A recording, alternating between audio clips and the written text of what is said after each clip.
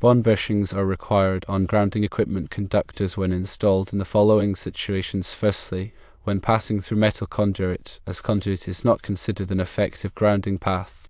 The bushing ensures a proper electrical connection between the grounding equipment conductor and the conduit. Secondly, bond bushings are not typically required on grounding equipment conductors in non-metallic conduit, such as polyvinyl chloride or non-metallic sheath cable. However, in certain jurisdictions or specific applications, bond bushings may be required for safety or code compliance. Thirdly, bond bushings are required on grounding equipment conductors at the entrance of all raceways, including conduits, cable trays, and junction boxes. This ensures continuous grounding throughout the electrical system. Fourthly, in hazardous locations, bond bushings are required on grounding equipment conductors to ensure proper grounding and prevent the accumulation of static electricity. Fifthly, some electrical equipment, such as transformers and switchgear, may require bond bushings on grounding equipment conductors as specified by the manufacturer's instructions. Additional considerations include that bond bushings must be installed in accordance with the manufacturer's instructions and applicable electrical codes. They should be selected for the appropriate wire size and conduit type. Bond bushings should be inspected periodically for damage or loose connections. When a grounding electrode conductor, often referred to as a grounding wire, is installed within metal conduit, the NEC, or National Electrical Code, mandates the utilization of bonding bushings. The primary reason for this requirement is to ensure a dependable and safe electrical connection between the grounding electrode conductor and the metal conduit. Metal conduits, while providing physical protection to the wires, are not recognized as an effective grounding path on their own. Consequently, a bonding bushing serves to bridge this gap by establishing a low impedance connection. This connection is crucial for facilitating the flow of fault current back to the source in the event of a ground fault. Without a proper bonding connection, the metal conduit could become energized during a fault, posing a significant electrical shock hazard. The bonding bushing provides a secure and reliable path for fault current, allowing overcurrent protection devices, such as circuit breakers or fuses, to quickly trip and de-energize the circuit, thereby mitigating the risk of electrical shock and fire. Non-metallic conduits, such as polyvinyl chloride, do not inherently require the use of bonding bushings. This is because non-metallic conduits are non-conductive and do not present the same potential for becoming energized during a ground fault. However, it's essential to consult local electrical codes and regulations, as specific jurisdictions may have additional requirements or exceptions that mandate the use of bonding bushings even with non-metallic conduits in certain situations. Raceway entrances necessitate the installation of bonding bushings on grounding electrode conductors. This requirement applies to all types of raceways, including conduits, cable trays, and junction boxes. The purpose of this practice is to maintain continuous grounding throughout the entire electrical system. By ensuring a proper bond at each raceway entrance, the electrical system remains effectively grounded, minimizing the risk of voltage potential differences and providing a safe path for fault currents to flow back to the source. Hazardous locations, such as those with flammable gases or combustible dust, demand stringent grounding practices to prevent the accumulation of static electricity and minimize the risk of explosions or fires. In these environments, bonding bushings are mandatory on grounding electrode conductors to ensure proper grounding. The low impedance connection provided by the bonding bushing helps dissipate static charges, preventing them from building up to dangerous levels that could potentially ignite flammable materials. Some electrical equipment, including transformers and switchgear, may have specific manufacturer requirements for bonding bushings on grounding electrode conductors. These requirements are typically outlined in the equipment's instructions and should be strictly followed. The manufacturer's specifications are designed to ensure the safe and effective operation of the equipment and may address specific grounding needs or considerations unique to the particular device.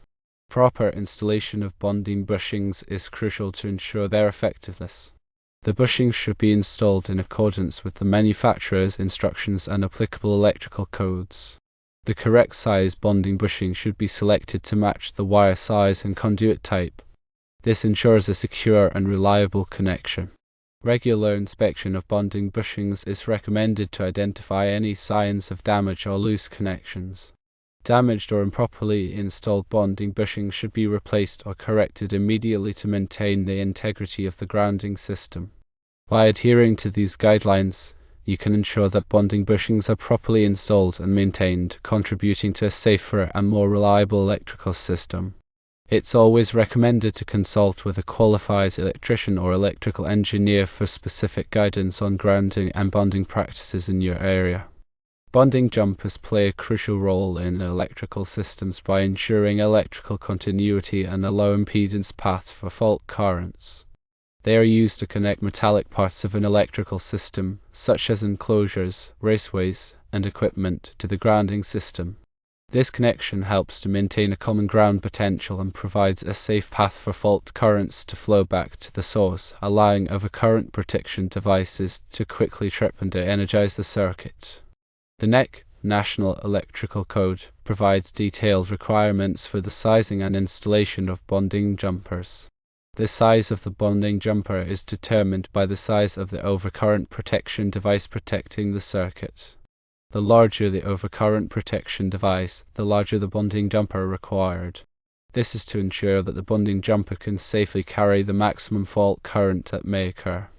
Bonding jumpers must be installed in a manner that provides a lower impedance path for fault current. This means that the bonding jumper should be as short and straight as possible, and it should be securely connected to the metallic parts being bonded. Bonding jumpers should also be protected from physical damage. Several different types of bonding jumpers are available, including wire-type bonding jumpers, strap-type bonding jumpers, and bolted-type bonding jumpers. Wire-type bonding jumpers are the most common type of bonding jumper. They are typically made of copper or aluminum wire and are connected to the metallic parts being bonded using connectors or lugs. Strap-type bonding jumpers are made of flat strips of metal and are typically used to bond large metallic surfaces. Bolted-type bonding jumpers are connected to the metallic parts being bonded using bolts. Bonding bushings are a type of fitting used to terminate conduit to an enclosure. They provide a smooth, rounded surface for the conductors to pass through, which helps to prevent damage to the insulation. Bonding bushings also provide a connection point for a bonding jumper. The bonding jumper is connected to the bonding bushing and then to the grounding system. This provides a low impedance path for fault currents. Bonding locknuts are similar to bonding bushings, but they are used to secure conduit to an enclosure. They also provide a connection point for a bonding jumper. The bonding jumper is connected to the bonding locknut and then to the grounding system. This provides a low impedance path for fault currents. Ground clamps are used to connect grounding conductors to grounding electrodes, such as ground rods or water pipes. They provide a secure and reliable connection that is resistant to corrosion. Ground clamps must be listed for the application. This means that they have been tested and certified by a recognized testing laboratory. Several different types of ground clamps are available, including acorn-type ground clamps, pipe-type ground clamps, and rod-type ground clamps. Acorn-type ground clamps are used to connect grounding conductors to ground rods. Pipe-type ground clamps are used to connect grounding conductors to water pipes. Rod-type ground clamps are used to connect grounding conductors to ground rods. When selecting grounding and bonding components, it is important to choose components that are listed for the application. This means that they have been tested and certified by a recognized testing laboratory. It is also important to select components that are compatible with the materials being bonded or grounded. For example, copper bonding jumpers should be used with copper enclosures and aluminum bonding jumpers should be used with aluminum enclosures. Proper installation of grounding and bonding components is essential for the safety of the electrical system. Grounding and bonding components should be installed in accordance with the NEC and the manufacturer's instructions. It is always recommended to consult with a qualified electrician or electrical engineer for specific guidance on grounding and bonding practices in your area. In general, the purpose of bonding is to create a low impedance path for fault current to return to the source. This allows the overcurrent protection device to quickly trip and clear the fault, protecting people and equipment from electrical shock and damage. Some specific applications where bonding is required include bonding metal water pipes, bonding metal gas pipes, bonding metal ductwork, bonding metal enclosures, and bonding metal equipment. Bonding metal water pipes is required to prevent electrical shock hazards. If a fault occurs in an electrical system, the fault current could flow through the water pipes. If the water pipes are not properly bonded, the fault current could cause a voltage to develop on the pipes. This voltage could be high enough to cause an electrical shock if someone touches the pipes. Bonding metal gas pipes is required to prevent explosions. If a fault occurs in an electrical system, the fault current could flow through the gas pipes. If the gas pipes are not properly bonded, the fault current could cause the gas to ignite, resulting in an explosion. Bonding metal ductwork is required to prevent the accumulation of static electricity. Static electricity can build up on metal ductwork due to friction from the air flowing through the duct. If the static electricity is not properly dissipated, it could cause a spark, which could ignite flammable materials. Bonding metal enclosures is required to protect people from electrical shock. If a fault occurs in an electrical system, the fault current could flow through the metal enclosure. If the enclosure is not properly bonded, the fault current could cause a voltage to develop on the enclosure. This voltage could be high enough to cause an electrical shock if someone touches the enclosure. Bonding metal equipment is required to protect people and equipment from electrical shock and damage. If a fault occurs in an electrical system, the fault current could flow through the metal equipment.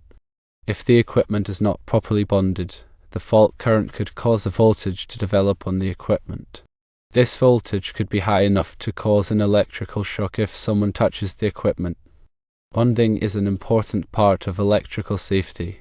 By properly bonding electrical systems, you can help to protect people and equipment from electrical shock and damage.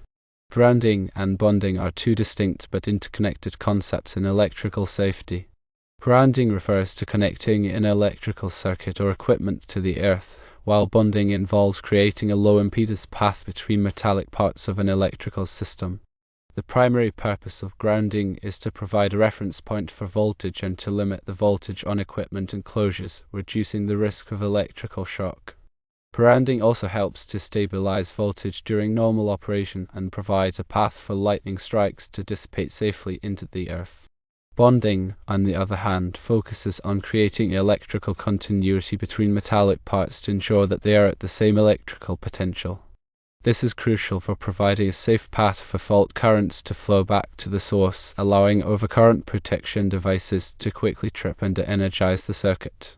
Without proper bonding, fault currents could flow through unintended paths, such as building steel or metallic piping, creating a risk of electrical shock, fire, and equipment damage. The NEC, National Electrical Code, provides comprehensive requirements for grounding and bonding to ensure the safety of electrical systems. These requirements cover various aspects, including the size and type of grounding and bonding conductors, the methods of connecting them, and the specific applications where grounding and bonding are required. One of the key principles of grounding and bonding is the concept of a low impedance path for fault currents. This means that the grounding and bonding conductors must be sized and installed in a way that minimizes resistance to the flow of fault current. A low impedance path allows fault currents to quickly and effectively trip over current protection devices, such as circuit breakers or fuses, thereby limiting the duration of the fault and reducing the risk of damage. Another important aspect of grounding and bonding is the concept of equipotential bonding. This involves connecting all metallic parts of an electrical system, as well as other metallic objects that could become energized, to the grounding system. This creates an equipotential plane, which means that all bonded objects are at the same electrical potential. This eliminates the possibility of voltage differences between objects, which could cause electrical shock. Grounding electrode systems are a critical component of grounding. A grounding electrode system is a network of interconnected grounding electrodes that are buried in the earth. The purpose of the grounding electrode system is to provide a low resistance connection to the earth, which helps to stabilize voltage and provides a path for fault currents to dissipate safely. Common types of grounding electrodes include ground rods, ground plates, and underground metal water pipes. The NEC specifies the requirements for the size and type of grounding electrodes, as well as the methods of installing them. The size of the grounding electrode is determined by the size of the electrical system. The larger the electrical system, the larger the grounding electrode required. The grounding electrode must be installed in a location where it is in continuous contact with the earth. The grounding electrode must also be protected from physical damage. Bonding jumpers are used to connect metallic parts of an electrical system to the grounding system. Bonding jumpers are typically made of copper or aluminum wire and are connected to the metallic parts using connectors or lugs. The size of the bonding jumper is determined by the size of the overcurrent protection device protecting the circuit. The larger the overcurrent protection device, the larger the bonding jumper required. Bonding jumpers must be installed in a manner that provides a low impedance path for fault currents. This means that the bonding jumper should be as short and straight as possible, and it should be securely connected to the metallic parts being bonded. Bonding jumpers should also be protected from physical damage. Ground fault circuit interrupters, or GFCIs, are an important safety device that protects people from electrical shock. A GFCI is a device that monitors the current flowing in a circuit. If the GFCI detects a ground fault, it will quickly trip and energize the circuit. A ground fault is a condition where current is flowing through an unintended path to ground. This can happen if someone touches a live wire or if there is a break in the insulation of a wire. GFCIs are required in many locations, including bathrooms, kitchens, and outdoor areas. GFCIs are an effective way to prevent electrical shock. Surge protective devices, or SPDs, are devices that protect electrical equipment from voltage surges. Voltage surges are sudden increases in voltage that can damage electrical equipment. Voltage surges can be caused by lightning, power outages, and other events. SPD work by diverting the surge current to ground, protecting the electrical equipment from damage. SPD are available in a variety of sizes and types. The size and type of SPD required will depend on the application. SPD should be installed in accordance with the manufacturer's instructions and the NEC. Regular inspection and maintenance of grounding and bonding systems are essential for ensuring their continued effectiveness. Grounding and bonding conductors should be inspected for signs of corrosion or damage. Connections should be checked to ensure that they are tight and secure. Grounding electrodes should be tested periodically to verify that they are providing a low resistance connection to the earth. Any problems that are found should be corrected immediately. It is always recommended to consult with a qualified electrician or electrical engineer for specific guidance on grounding and bonding practices in your area. Bonding can be achieved through various methods, including using bonding jumpers, bonding bushings, and bonding lock nuts. Bonding jumpers are wires or straps that connect metallic parts together, providing a low impedance path for fault currents. Bonding bushings are fittings used to terminate conduit to enclosures, ensuring electrical continuity between the conduit and the enclosure. Bonding lock nuts are similar to bonding bushings and are used to secure conduit to enclosures while maintaining electrical continuity.